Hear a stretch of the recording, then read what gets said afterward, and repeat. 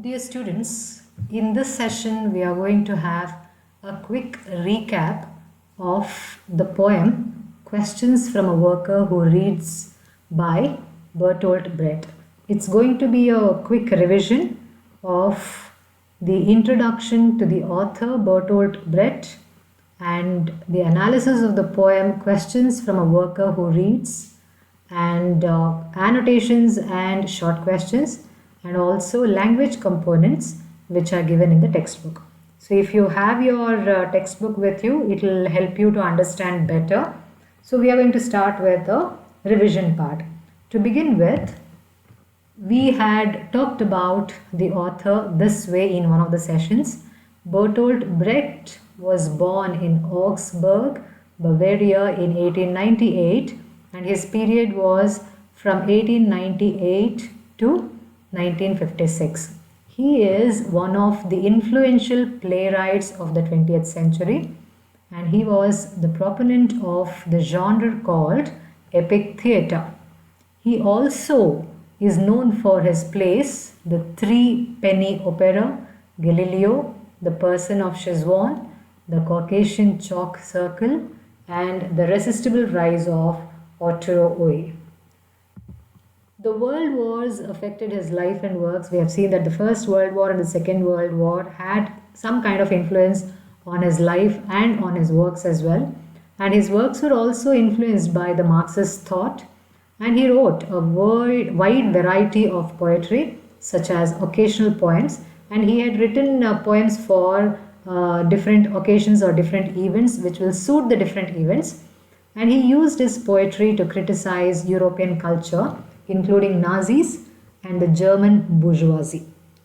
Now, Brecht's poetry is marked by the effects of the First and the Second World Wars, which we have already seen. Now, this is a brief introduction about the poet.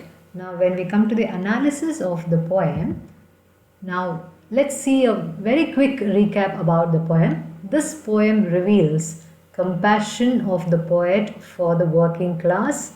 Through a series of questions, the poet questions the achievements of the great rulers in our history books, and he feels that the workers are always ignored in the history.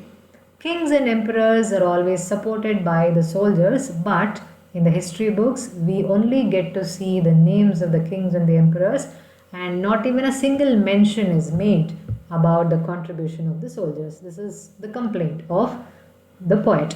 Now, masons, artists, stone carvers support in building places. He says that there are great monuments which are built, but the workers who have contributed actively for the construction of such great monuments are never given any respect or are never given any consideration, or any kind of identity is never given to any of them.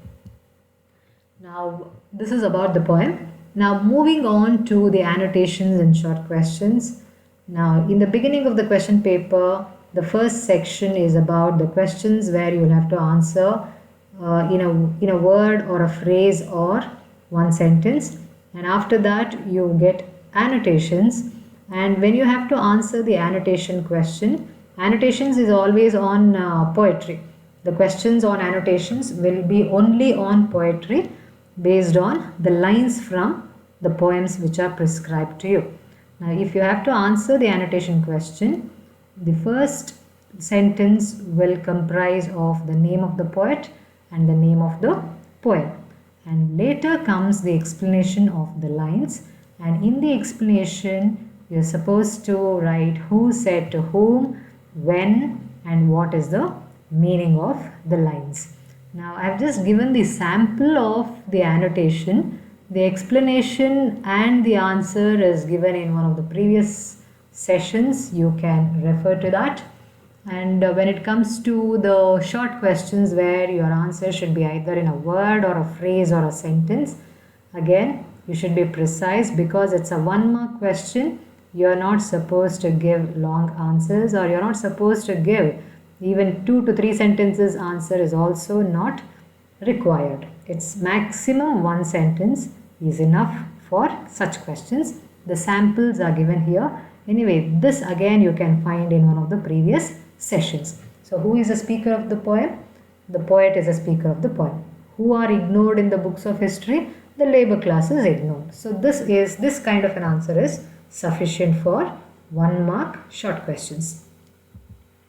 Now coming to the language components, we have 5 categories: punctuation, framing questions, use of negatives, then linkers and comprehension passage. Under punctuation, a sentence will be given to you with less punctuation marks or no punctuation marks. You need to find out the appropriate punctuation marks which are supposed to be incorporated. The commonly used punctuation marks are capital letter, comma, full stop, inverted commas, can be either single inverted or double inverted commas, then question mark and exclamatory mark. So these are the majorly used punctuation marks which you can think about when you are answering a question on punctuation. Again, a sample is given to you here. In her opinion, Queen Roberta's favorite museum in the world is the Smithsonian, which she visited during her trip to Washington DC last year. So in this particular sentence, we have used a few punctuation marks, that is, in the beginning of the sentence, capital letter, and the proper nouns will always have the capital letter as the beginning letter, that is Roberta's and Smithsonian. These are the names. So proper nouns, they take the capital letter as the beginning letter.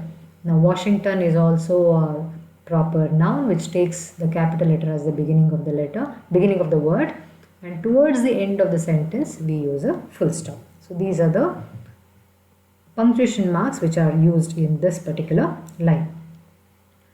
Now moving on to framing questions, we have 2 types of questions to be framed.